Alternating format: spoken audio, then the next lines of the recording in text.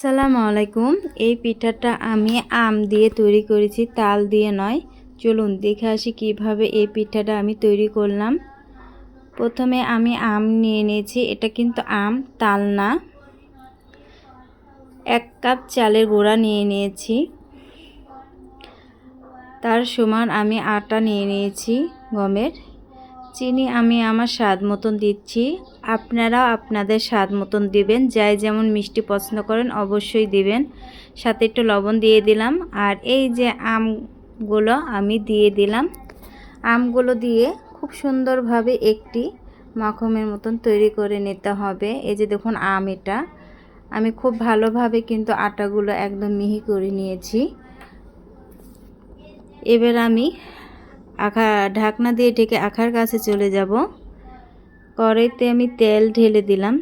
এরপর তেলটা গরম হয়ে গেলে একে একে আমি বেটারগুলো একটু একটু করে দিয়ে দিব।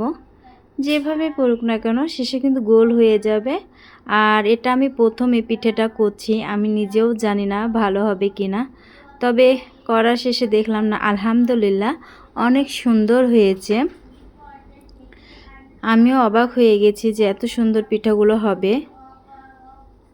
আসলে তালের পিঠা করেছি, আমি তালের পিঠা খেতে পছন্দ করি না, পরিবারের জন্য আমি তালের পিঠা করি। তাই ভাবলাম আম তো আছে, আম দিয়ে একটু পিঠা ট্রাই করা যাক, হয় কিনা দেখি। তো দেখছি আলহামদুলিল্লাহ অনেক সুন্দর হয়েছে। দেখুন কি সুন্দর, মানে টুপ্পা টুপ্পা হয়েছে, অনেক সুন্দর ফুলেছে।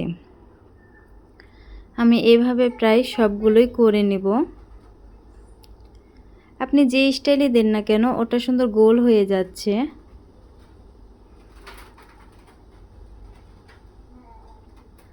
আর সবাইকে একটি কথা বলতে চাই, আমার এটা নতুন পেজ, আমি সামনের দিকে এগিয়ে যেতে চাই। আমি সবার দোয়া ভালোবাসা চাই, সবার সাপোর্টে এগিয়ে যেতে চাই। সবাই আমার পাশে থাকবেন এই আশাটাই করি। আমিও সবার পাশে থাকবো ইনশাআল্লাহ। একসঙ্গে সামনের দিকে এগিয়ে যাব।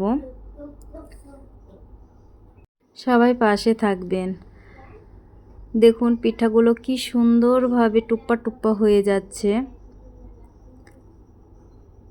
আমিও অবাক যে এত সুন্দর পিঠা হচ্ছে।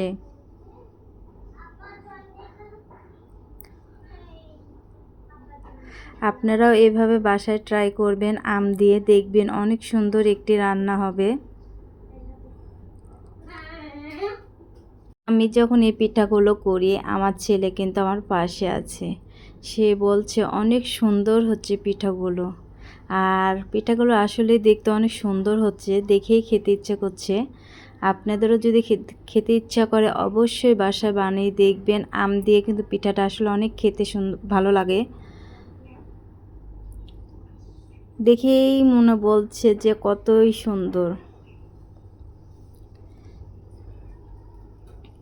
আপনারাও এইভাবে বাসায় বানাবেন, দেখবেন অনেক ভালো লাগবে, বাচ্চারাও অনেক খেতে পছন্দ করবে।